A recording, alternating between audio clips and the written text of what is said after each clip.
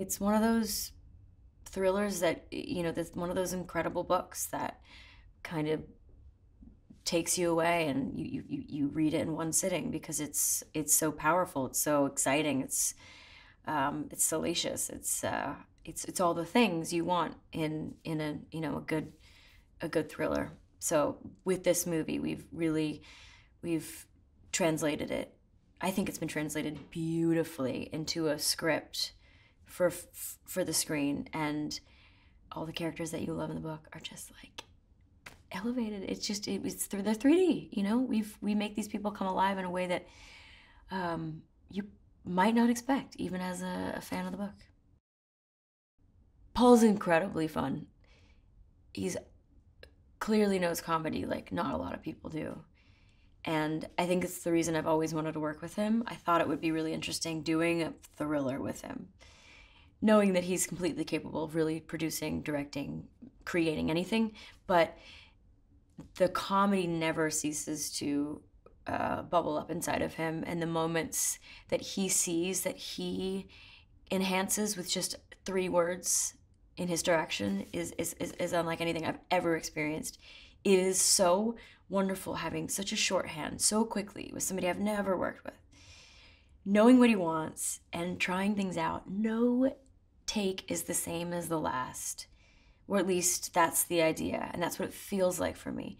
And so we are making a meal out of every single opportunity that we have to show a different side or different angle of each of these very complicated scenes. And I love his set. He's quick, he's efficient, he knows what he wants, he's very passionate about the whole project, the whole story. And yeah, he just knows what he's doing. Expectations were high and he's beat them. Every single day there's a scene that I'm just in love with, and my jaw's constantly on the floor with like how much fun I'm having. I did say today, January 24th, that this is like on record as the most fun character I've played since Karen in Mean Girls. I think the thing about Sydney that makes her so perfect for this role is that like she's very excited about life. And I mean, you look at Sid and her eyes are just wide and curious, and that's kind of where we find Millie. Not that, you know, she's a great actress, she can play anybody. Obviously, we have seen enough of her work to know that. But I like the fact that she's just going from room to room, from scene to scene, from circumstance to circumstance, and just kind of adapting as she goes as Millie. And you know, it's fun to watch. I think all the right elements are here. We've got them all. The script is chock full of the best, most interesting, most necessary parts of the book, and I think the audience, the fans of the book, will love this film. Cece, my daughter, is played by Indiana Elle, and she's supposed to be playing 7. She's about 10 years old and quite smart and very funny. I think audience will love how grounded and almost funny and kind of still unpredictable about this movie. Even if you're a fan of the book, the way things play out and the way it's being shot, it's still gonna be an experience, a new experience, even though you kind of know the story. And another reason I love this project so much is that you haven't really seen these characters before. They don't exist anywhere. I feel that way as an actor playing one of them. I can't really find anybody to mimic. And I think it's a testament to the writing of this script and the creation of these characters. And I'm sure I'm wrong, but as an artist, really fully, I am almost certain that there's a spin to these characters that you haven't seen. And it's really, really fun to play. It's just so fun. In terms of design, what is challenging was the idea of it all being mostly in one house, which is always, it's like easy yet hard because it's like you have to find the location that will work for many different things. So that was probably the most challenging thing, was knowing going in that there was going to be this search for a home, knowing that we weren't going to build, that we were going to do it on location, and trying to find something that was both good-looking interior and exterior, which is always a little tricky to find both in one setting. But that was like something we were very interested in doing because of the way the shooting was and how it was all connected to each other. I think one of our biggest things that Paul and I developed, and what he was very interested in, is he didn't want the house to feel scary from the get-go, that it actually was supposed to feel, quote unquote, Nancy Meyers gone wrong. So we talked a lot about that and how in the beginning it should feel very inviting, but if you look a little closer and you look at some of the details, you're like, ooh, there's something off about it. Even though it's very beautiful, it's like if you look too closely, you'll be like, ooh, you know, danger lurks underneath. There's a progression throughout the movie in general in terms of like how it's lit, from going from a more brightly lit look to a darker look as the story progresses. And we also created that with flowers as well. So we went from very like white fluffy blooms to more dark like maroons and spikier pieces, that kind of thing. I hope that people see this idea of quiet luxury is a big one, a big phrase that we were going for, like, or idea motif that we're going for, is this idea of quiet luxury, again, gone wrong, where there's this idea of like not all is well, and the idea of perfection and like what does perfection mean and how it's actually totally broken. It's like got this sort of storybook feel to it. It feels like a fairy tale. It has its own character.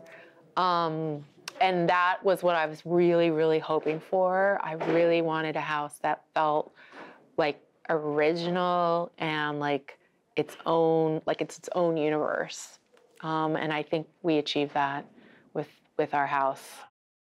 First of all, I wasn't going to publish it at all. I wrote it and I didn't think it was the greatest thing I'd ever written. So I kept pushing it to the back of like the publishing queue. And an ebook publisher called Bookouture approached me, and I had the manuscript, and I said, well, maybe they could help me fix it and make it better. And, you know, my thought with them is I didn't even expect it to be in bookstores. I just thought, well, you know, maybe I'll reach an audience I hadn't reached before. Like maybe an extra 5,000 or 10,000 people will read it. And I was happy with that. I was like, that's all I want. And then, you know, the idea of it hitting the New York Times bestseller list, that publisher's never had a book at New York Times bestseller list. So it wasn't even a tiny bit in my head.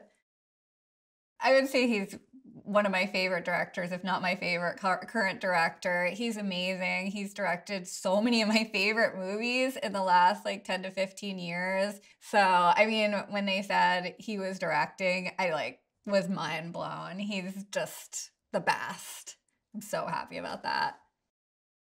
I was actually on a trip to New York visiting my parents. I'm from New York originally. And on the trip, the Richard King from Bookouture, he's their media person, he like called me and he said like, we've got Hidden Pictures is interested in your book for a movie. And I was like, what? Like, it was just so surreal. And I was telling my family and they wanted to meet right away, but I'm like on this trip, I didn't have my computer. So I met with them like doing a Zoom on my phone, and I had to like prop it up in a tissue box because I didn't have like a computer that I could work off of. So I'm doing the Zoom and I'm like, oh my God, these major Hollywood people are talking to me and I'm have them on a tissue box. Rebecca's amazing. I'm a big fan of hers too. My husband and I watch The Boys, which she wrote for, and it's like one of our favorite shows.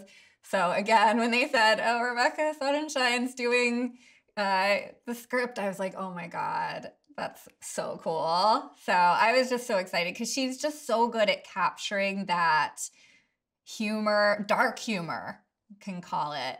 And she just does it so well. So I just knew she was perfect. And when I read the script, I got chills. Well, the book is about a woman who gets a job. She's down on her luck. She was an ex-con, and she gets a job working as a housemaid for a rich family. But it turns out to be not quite what she expected. And the family, especially the wife, is, a little bit odd, to say the least. I actually met her today, and I embarrassingly started to cry because I was just so excited. And, it's a character that I've become so attached to over the last 3 years. And it's like, I just saw her and I was like, it's Millie. And I was so happy because she was Millie. Yeah, I love Amanda. She's, I saw Mean Girls, of course, and she's great in Mamma Mia too. She's so talented. And this morning I got to see her do a scene with Andrew, and she was so incredible. I had goosebumps from the scene. She really embodied the character. She had just the right amount of crazy. She was so perfect. And I can't imagine anyone better. She nailed it 100%. In my old house where I used to live, it's this very old Boston house, from the 19th century. And I had this super creepy attic. So I was kind of obsessed with this attic, and I needed to write an attic story about something bad happening in an attic. If you saw that attic, you would totally understand the whole book. I want them to fall in love with the characters, and just be at the edge of their seats. I think they'll be happy. I think that they're going to think the characters are very true to who they are in the book. And I believe that my readers are going to love this movie adaptation. I think it's going to give them everything they want. Cece is pretty mean to Millie, at least. And I think she doesn't really trust anyone. She has a mind of her own, and she lets her intrusive thoughts win. I'm Cece. I'm Nina Winchester and Andrew Winchester's daughter. Nina's my mom. Andrew's my stepdad. And Millie comes to work for us in the household and help with cleaning, the cooking, and generally maybe babysit Cece. I think when I first read the script, I noticed how kind of observant Cece is. And when you read the script, or the book, because I've heard in the book, she's kind of always in the background listening to the conversations. And she's kind of like that in the script too. She's really mysterious, and she has just, I don't know, something about her that I just really love playing her, and I was so excited to first play her and meet all the characters and have a really fun time with this. He really paints a picture of what he wants the scene to look like, and how he pictures Cece, and how he pictures Andrew, and how he pictures Millie and Nina. And I think that he builds a picture, and he just shows everyone what he sees in them and how he wants them to act. And he's so open-minded to all my ideas and like lines that I want to try, or like he's added like some lines for me, and I actually really do appreciate that. I would say this film is about a woman who is ultimately a protector. I think that she is somebody who does what's right, even though it doesn't, like, it's not obvious to everyone else what's right. And I think she's got a lot of moral conviction, and she's protected a lot of people, and it hasn't gone well for her. And she's constantly stepping into like more and more complicated situations. But the one true thing is when somebody's really in trouble, she's going to help them get out of it. Yeah, I mean, I think this is a thriller straight through and through. I think that the tone of the film, you know, is certainly, like, from Paul and I's perspective, it's not a comedy. The tone of this movie is very serious. It is a straight thriller, but at the same time, Paul from day one has seen this as a Nancy Meyers movie gone wrong, and I think that's putting his mark on it tonally in a way that is really perfect. You know, I think this whole film is subversive, even as a thriller, and I think that's what audiences love about the book and also love about the film, is that, you know, you think the story is one thing and the twists and turns keep on coming, and that's what makes it so entertaining to watch. So it's a very entertaining thriller. Paul and I have been looking to do a thriller for a while. Every year we talk about our favorite movies that have come out, and for a couple years running, Paul's favorite movies have been thrillers and horror movies, and I don't think people expect that from him. And I realized that he was sort of studying the genre as a director, and he was really ready to step into something that was more serious in tone and had those high stakes and had that thriller element to it. I think both working with Amanda and Sydney, they've been great collaborators and 360 collaborators, and that's how we like to work too. We like to make sure everybody's comfortable, and everybody's been so thoughtful about what goes into their costumes and wardrobe and the script, and it's just been a 360 collaboration, which is what I think will make a great movie out of this. Yeah, I mean, I think that you walk into a house thinking that Andrew and Nina are the perfect couple, and you start to realize that there's some tension there. I think you start to think that there will be a woman that comes between them, but it's so much deeper than that. And there's such a different history that you can never see coming. Our cinematographer, John Swartzman, is a longtime collaborator of Paul's. They actually went to film school together, and this is their first thriller together. And so John and Paul have worked a lot on the language of the film. Again, like with the Nancy Meyers concept, that's a very bright, well-decorated, everything has its place kind of concept. And that's how we shot the house to begin with. It's very bright and airy, and you're seeing a lot of wides. There's sort of nothing threatening about those rooms. You're taking in all the art and the beautiful details. But as we move through the film, they've been changing the sort of color texture, which I think is really beautiful, to seem a bit colder, and the space doesn't feel very warm. It starts to feel like there's greater distances between people, and then also counter that with like smaller spaces and feeling sort of like caught in certain ways. And we've shot a couple of really incredible scenes in almost pure darkness as the film goes on. And so I think, you know, the house starts out warm and bright and inviting, and it turns into that sort of creeping through the house at dark and at night and feeling terrified of what's around the corner. I think it's a thrilling, sexy, unexpected story. And even if you've read the books, I think you're really excited about the ride that you get to be on. It's all the twists and turns. It's all of it come to life. It's seeing those Easter egg moments and not knowing exactly what's going to happen next and how it's going to happen. That's so fun.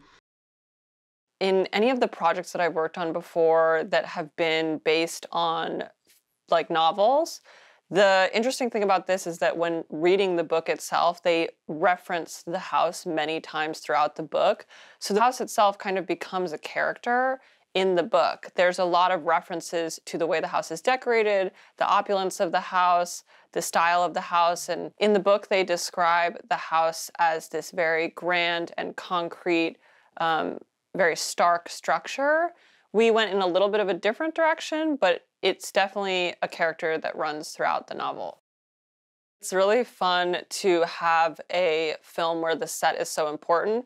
Obviously, I think the set is important on every film, but because it's referenced throughout the script, the characters talk about the sets, they talk about the house. There's certain elements that we had to figure out how to incorporate.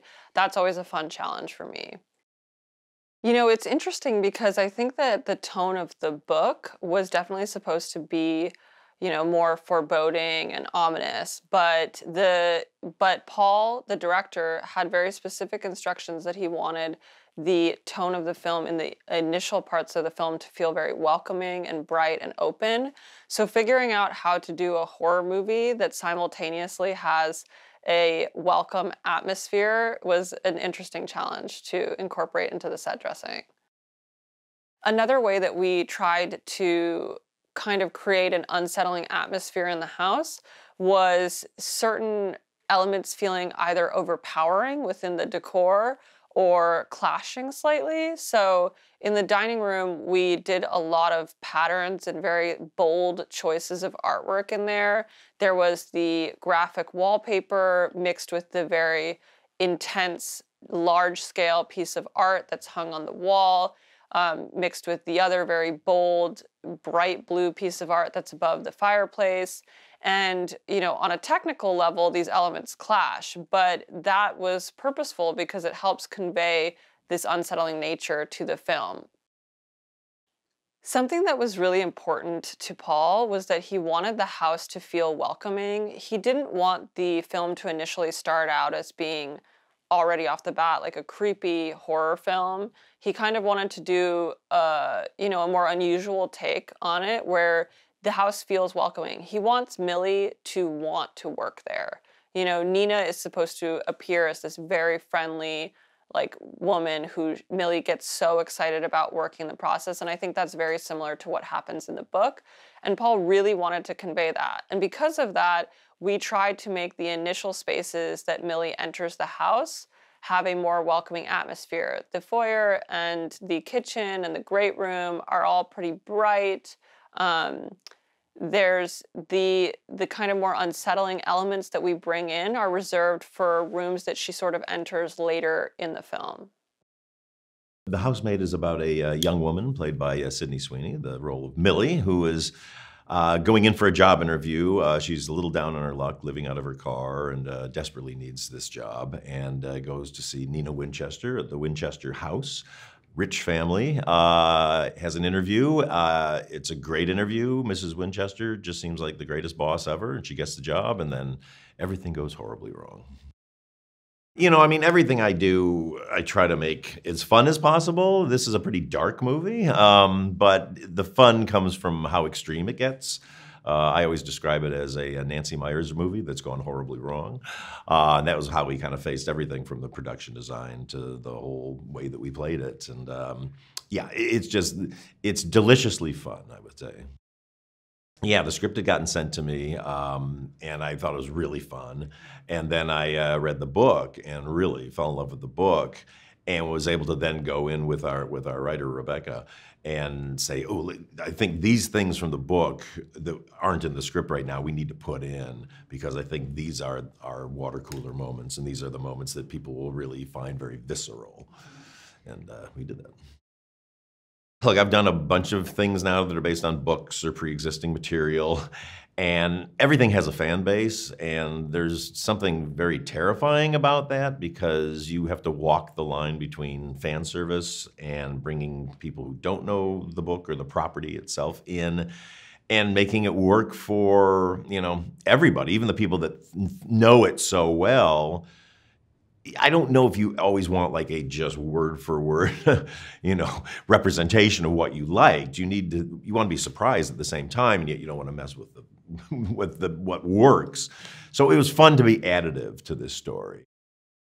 I've been a huge fan of Sydney's for a while. Ever since I saw that movie Reality, I was just like, she is really something.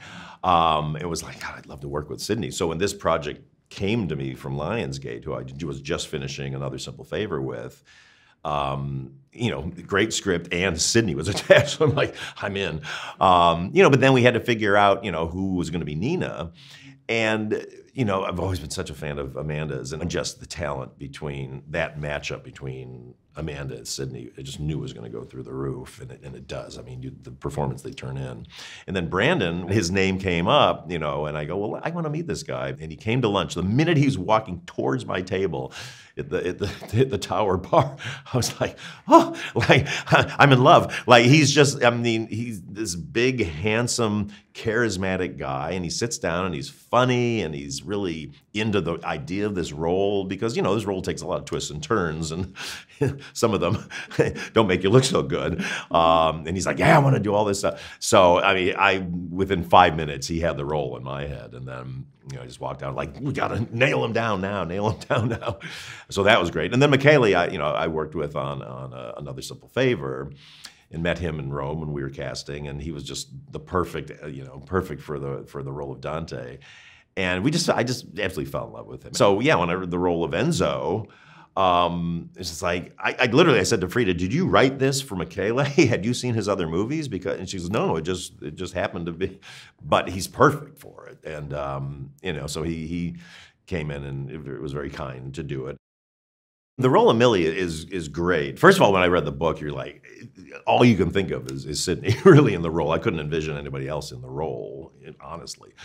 And, but it's a tricky role because she's coming in, when you meet her, you have to think she's just a sort of like innocent girl who's down on her luck, who's very earnest and, you know, and nervous.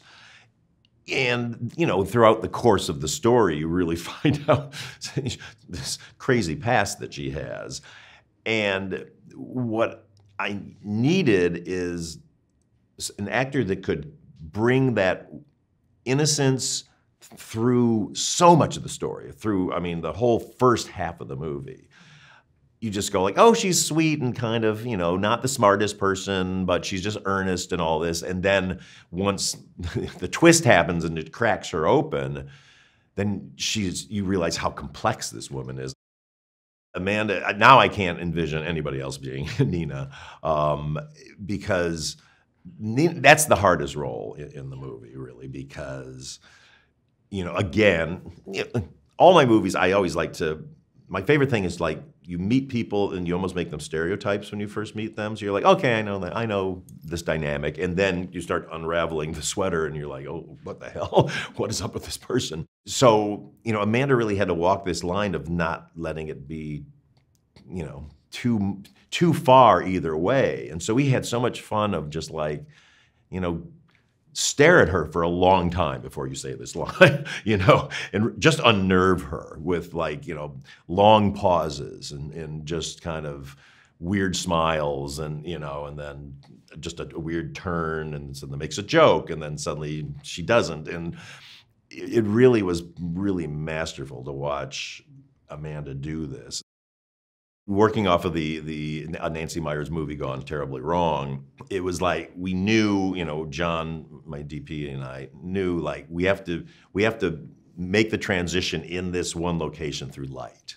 So we're going to start everything to be very bright and pretty and colorful, and then just lights start getting dimmer as we go through. And then in the attic, what John did, which I was so in love with, is harsh sunlight.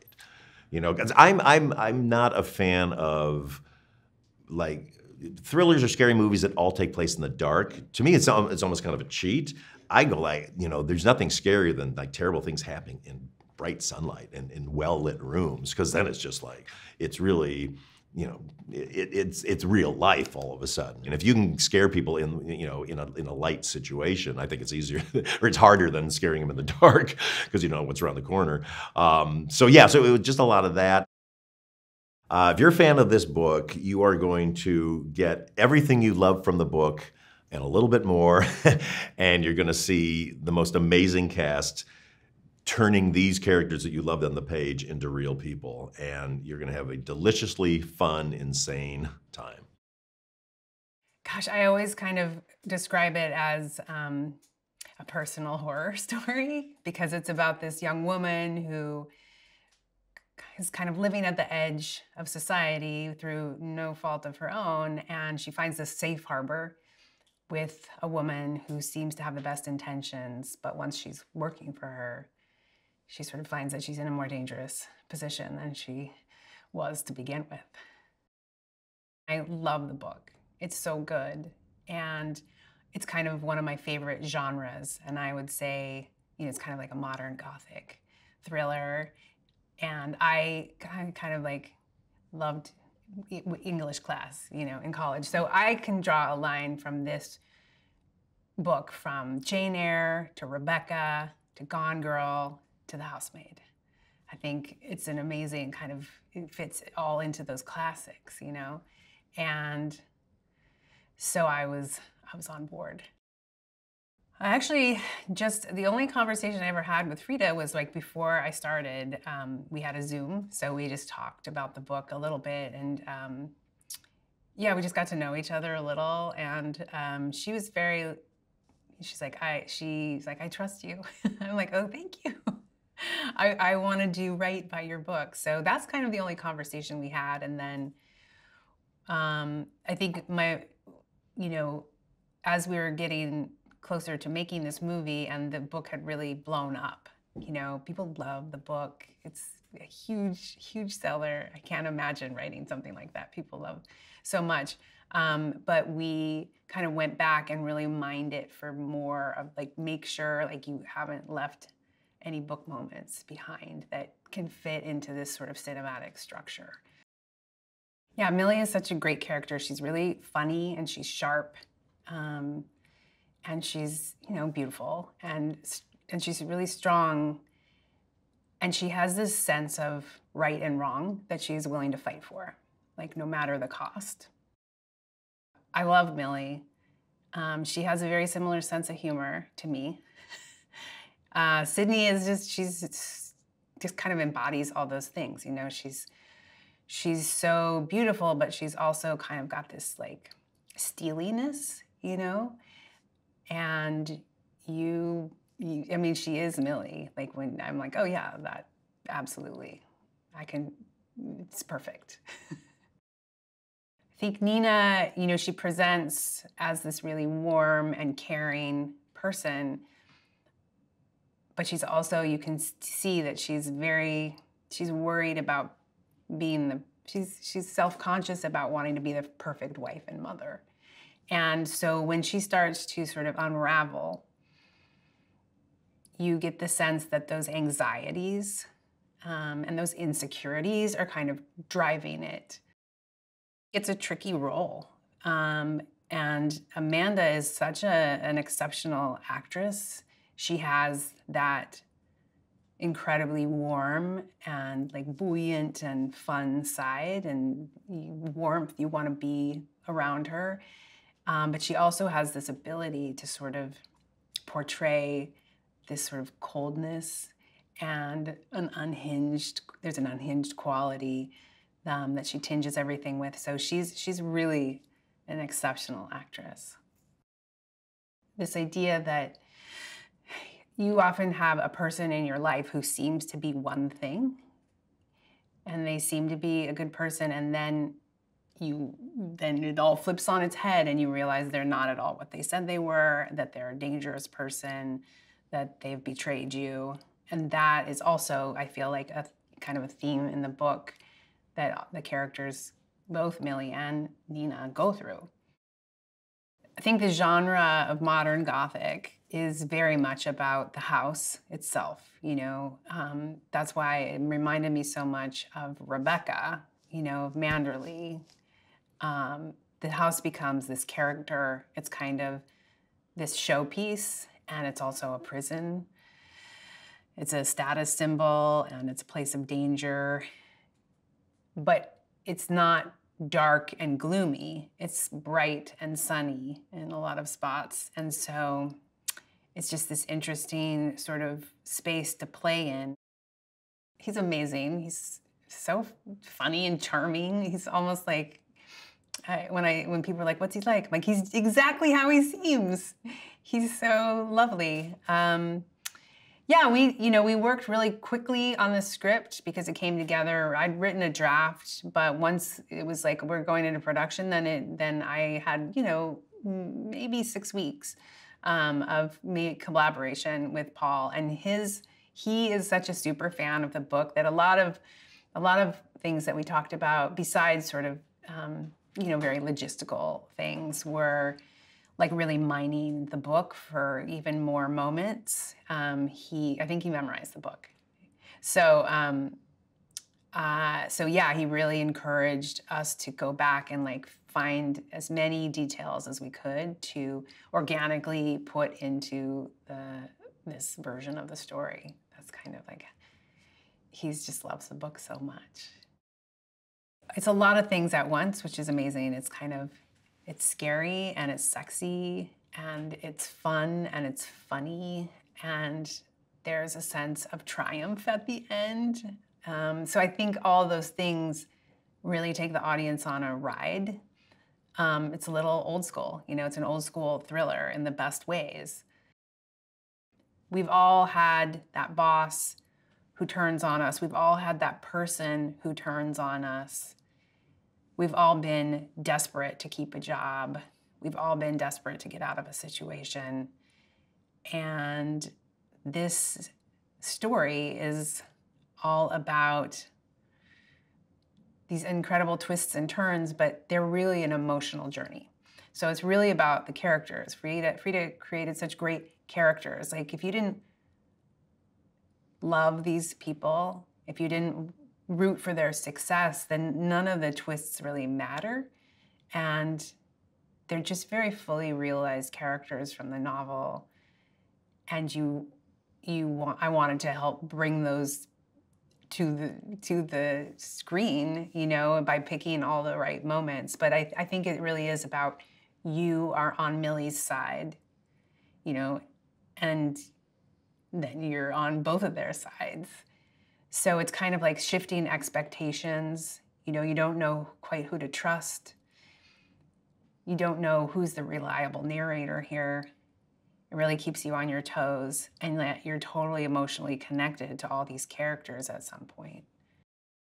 I think talking about process for a costume designer is interesting for, understanding what happens behind the scenes. So I would get a script. I've been working with Paul now. I think we've done 5 movies together. So the process is that I'll read the script. I will break it down, think about the character, have my own feelings as an audience, and then reread it as a costume designer. And I then go to Paul and we talk about each character. He talks about who he's casting, and we discuss the character.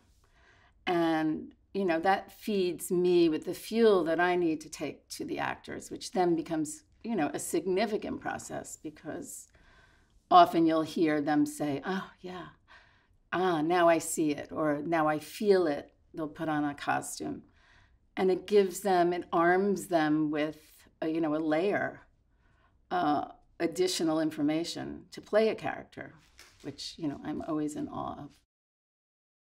But I think throughout most of the movie, you just go, God, he's adorable. He's such a good father. He's so solicitous to his wife. He takes her, around, cares for her. There's this tenderness that you see, and a look of this, kind of very, I guess, mild, benign domesticity. It looks kind of perfect. I was interested in taking Brandon to a place kind of as an actor that he hasn't been, which was to kind of go very sophisticated New England. It's very funny. We put a turtleneck on Brandon, and he actually said, I've never worn a turtleneck before, which was pretty cute. And, it sort of, it buttoned him up in a way, and it put him in an East Coast way, and it was informative. Both of them are utterly brilliant, seriously. I think I have always tried to be open with all the actors that I work with, in terms of their input, because they are, after all, going to play the part. So it's never been me entirely imposing a look, but both women had very good executive ideas. I was very influenced by the book. I mean, I read the book and the script at the same time, and the book is wonderful and the script is wonderful. And so I can't tell what informed what. I didn't really delve too much. I took what, sort of I remembered or was influenced and tried to do as much, keep as true to that as possible. But both are terrific. I would probably describe The Housemaid as a psychological thriller about deception and trust and love. And Millie is looking for a fresh start. She starts to work as a housemaid, and she uncovers some really dark, twisted secrets. I think that Freida's book, The Housemaid, resonated with so many people because she has such an amazing way at making books so relatable, but then also plays into many fears that we all have. And she ties such an incredible balance of like character and story and tonality, and you're on the edge of your seat wanting to finish this book. I mean, I read it in one setting. I could not put it down. And you don't expect the twists, which it's always fun when you're on this crazy ride when you're reading a book. When I first read The Housemaid, I could not put it down. I mean, I was in love with Millie. She was such a raw, vulnerable character. Nina was wild and fun, and I had no idea what to expect from her. And Andrew, of course, just becomes like this very alluring, mysterious character that you're not quite sure what his intentions are, but you want to find out. And I loved it. I was drawn to Millie because I feel like for the first time, I have a character who knows who she is in the beginning. Like, she does go through quite a transformation and she has a crazy journey in her life, but she's always from a very young age known that she is strong-willed and powerful, and she's gonna get dirty and she's gonna take whatever hits her in life. And she's raw, but she's not afraid to stand up for what she believes in. And having a character that just has that willpower within her and doesn't need anybody else to discover it but herself is a really beautiful thing to play. When I first read one of the first drafts of The Housemaid, I was blown away by how well it followed the book. Because, I mean, I'm a huge book reader, and I understand when you watch a movie and you're like, oh no, they changed this, they changed that. Like, it's hard. But I think that Rebecca did such an amazing job at really following the book to its core and the characters and story points. And I've always been like a huge fighter for story points as well that have come from the book. And I'm for the fans. Like, I want to make them happy. I came on as an executive producer of The Housemaid about a year ago. There was already a rough draft of the script out, and it was floating around, and I read it, and I was really drawn to it. And I knew that there was definitely something really incredible there. And I was a huge fan of the book already. I knew that people would be dying to see this on screen. And so I talked to Todd and everyone who was already involved, and we kind of got together and we started building out the package and who we wanted to direct and star alongside me in it. And I love being able to be involved in the creative process and also just like the business side of it and learning behind the scenes and how projects get put together. Having Freida's support in the film, of course, is always just absolutely incredible, and she's so excited to see her baby come to life, and she's been so supportive of the film and the casting and the whole entire process. And whenever you have basically the dreamer, the maker of it all, just be really supportive and on your team, it makes everything feel better. So Millie's journey is quite an interesting one. She is quite a survivor. She has to learn to confront her past and uncover truths that might be scary. And she learns how to be resilient, even more resilient than she already is. And she becomes a protector. Working with Amanda has been a dream. I grew up being the biggest fan of her, and I feel like I am in some surreal world right now, working alongside her and like stepping out and being in a scene. I'm like, what is happening right now? But she is phenomenal. She is so much fun, and she is bringing so many layers to Nina that every single take is just completely different and just wackier than the other. And it's so fun just seeing her bring the character to life, and I'm having an amazing time. Indiana, who plays Cece, is the sweetest little girl. I am loving working with her. She is a fireball of personality, and she is bringing Cece to life in such a fun and crazy way. And it's always fun being able to work with like kids on set, because you never know what they're gonna do, and she knows every line. She is so on top of it, and it's amazing to work with her. I love it, and I really hope to be able to work with her again. I can't wait to see what she does with her career. The hair, makeup, and costume team on this film have been so collaborative and amazing. We've really built Millie from the ground up. I mean, I really wanted to make sure that it wasn't like Millie was changing her outfit every single day, because she didn't have that. She has one pair of jeans, maybe two, a couple tops that she switches, the cardigan with the tank and the tank with that cardigan, 2 pairs of shoes, nothing else. It's whatever she can fit in her duffel bag and she might have thrifted or had from before. And they were totally game for that, which I was really happy about. Nothing's new, nothing's crisp.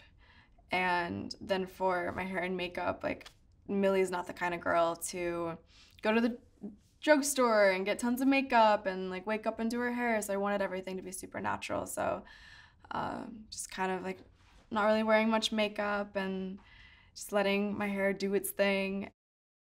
Working with Paul is so much fun. He is the sweetest gentleman I have ever met. And he has such a great vision for this project. He's a huge fan of the book, and I think that he's going to bring this thing to life in a way that no one can even imagine. He wears a different suit to set every day, and I love it. I mean, you can just tell he respects what he does and his cast and his crew and his fans as well. Fans of this book can expect, hopefully, everything that they want to expect from it. They can expect twists and turns and love and passion, some not so much passion, darkness, a housemaid, a Nina, a Cece, and an Andrew.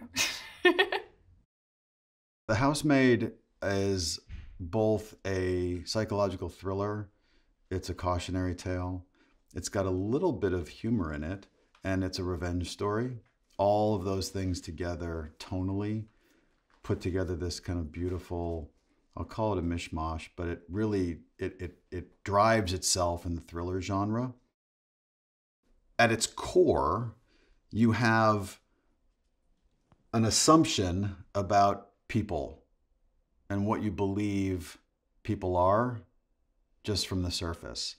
And what the book does so beautifully, that we really hope to achieve in the movie, is upend those expectations. So when you're following a main character who you believe is one thing, and you're following another main character who you believe is another, and then we absolutely, completely, and utterly switch and shift those expectations, when reading the book, that to me was both mind-boggling from a literary sense, but also incredibly wonderful from a commercial sense.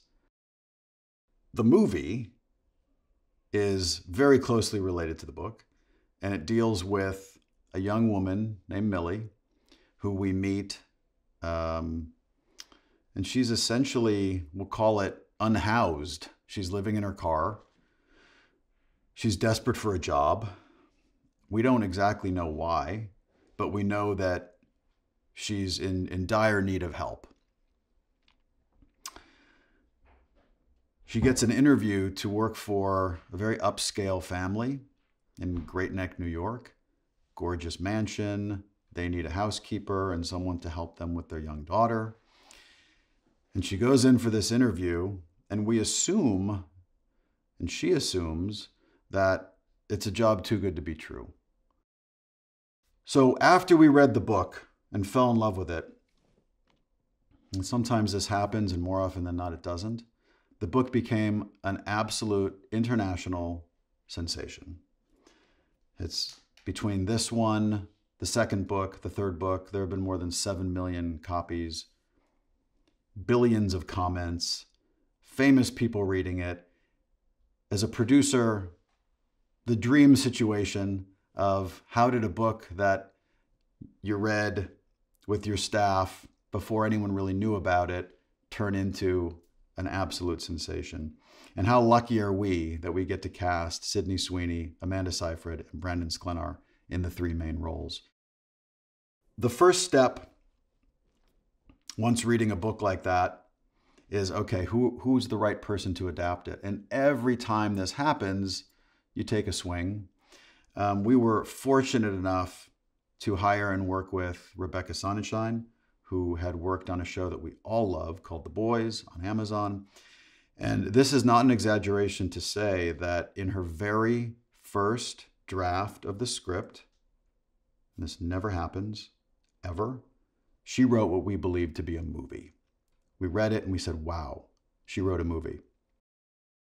Now, Paul Feig is an unbelievable talent, multi-hyphenate, actor, writer, director. He has directed some of my favorite movies of all time, including Bridesmaids, Freaks and Geeks he created. He's just an absolute delight. And when we talked to him about what his vision was for this movie, he's famously known for comedy. And he's also done great genre blending in A Simple Favor and Simple Favor 2. And what he really, really wanted to accomplish in this was what he calls a Nancy Meyers movie that turns really, really, really bad. That when you're invited in as an audience, it's gorgeous. Everything is immaculate, everything in its place, and slowly we start to deconstruct that. Amanda Seyfried, who, gosh, I've been a fan of forever, since the Mean Girls days and Mamma Mia and The Dropout, and she's just done some incredible, incredible work.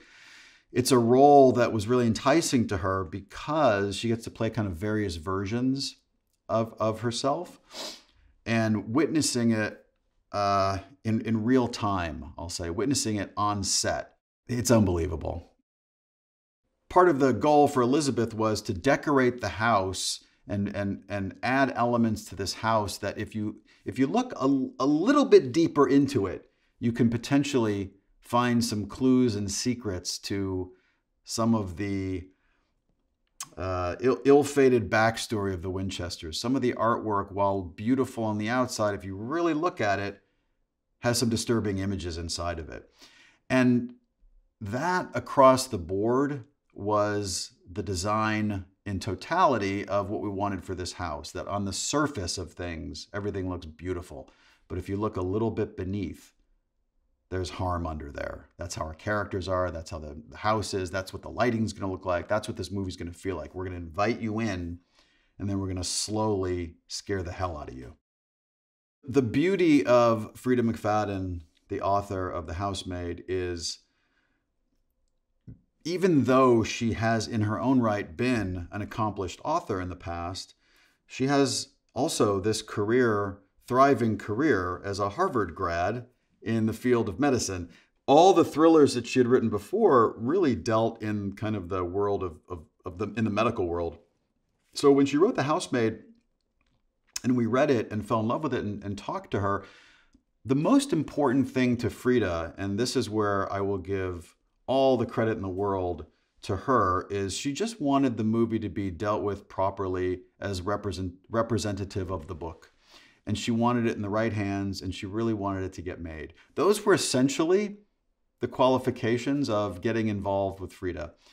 I trust you guys. I just want this movie made, and I want it to represent the book that I wrote.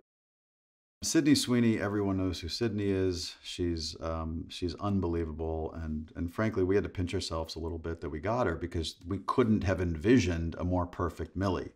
She was the first choice, the only choice, and when she said she wanted to do it, we knew we had a movie. I think The Housemaid it's a unique blend where the audience doesn't exactly know what situation they're in. And I always love when you can keep an audience on their feet, keep an audience on their toes. So we're not quite giving them the full meal at the beginning, where we're hinting that there's a meal somewhere in here, but they have to work a little bit to figure it out.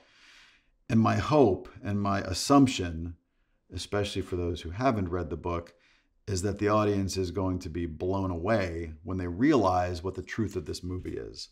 Now, for those who have read the book, I think they're going to be in for an extraordinary ride, because we're really, really honoring the book. Obviously, the medium of publishing and literary is different than the medium of visual storytelling, but we have really used the book as our blueprint of how to follow this movie.